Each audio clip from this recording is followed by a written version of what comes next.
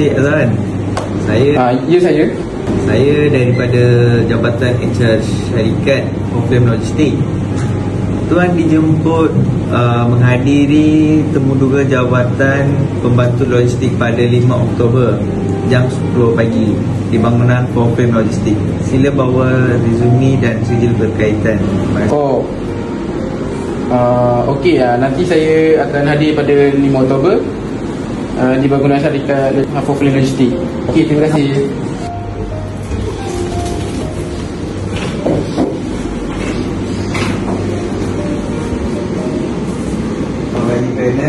Hari ini kita akan menemuduga Encik Azharan untuk jawatan pembantu gudang.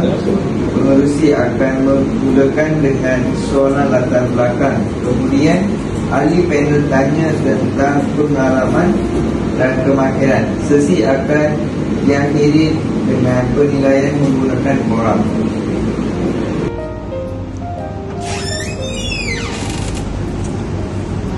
Jalan.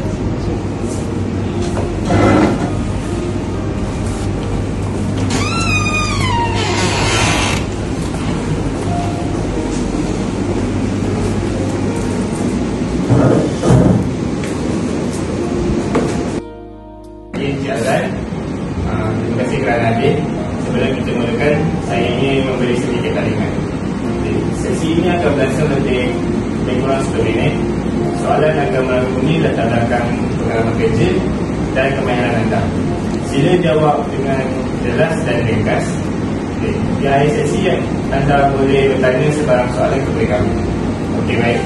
Boleh mulakan dengan perkenalan diri anda. Selamat pagi, nama saya Muhammad Abdul Razak bin Muhammad Amin. Saya lulusan sijil berkhidmatan logistik dari Universiti Malaysia. Saya setakat ini ada pengalaman kerja 2 tahun sebagai pembantu gudang juga di syarikat Shopee. Encik Azharan, apa jabatan utama anda yang sesuai dengan jabatan ini? Perbuatan saya ialah komunikasi kerja berpasukan. Saya juga ada kemahiran digital marketing seperti Facebook, Ads dan Google Analytics. Bagaimana anda mengatasi cabaran atau perjuangan? Saya akan analisis punca masalah, berbincang dengan pasukan dan buat strategi baru. Contohnya saya pernah melaksanakan kempen media sosial yang menaikkan semula jualan dalam masa 3 bulan. Encik Azharan, yang seterusnya, jika anda diterima, apa perancangan awal anda dalam 3 bulan pertama?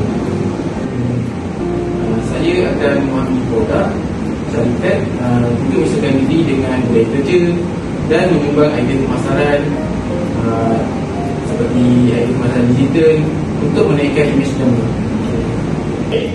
Itu sahaja dari kami. Keputusan akan dimaklumkan melalui email dan dalam masa seminggu. Ada sebarang soalan? Itu, adakah syarikat menyediakan latihan untuk baru? Bila syarikat menyediakan program latihan sebulan untuk semua staf yang baru. Okey, terima kasih. Saya sangat hargai perusahaan kita ini. Okey, terima kasih.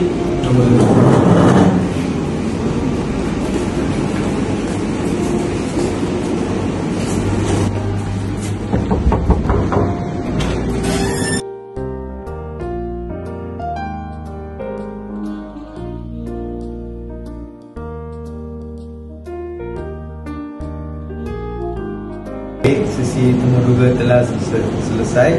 Sila isi borang pemarkahan berdasarkan prestasi calon.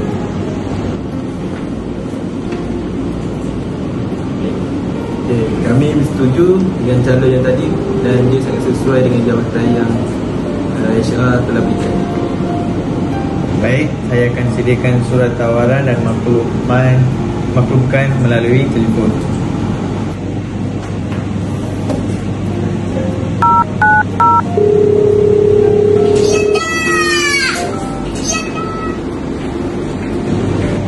Hello, selamat pagi Encik Azharan.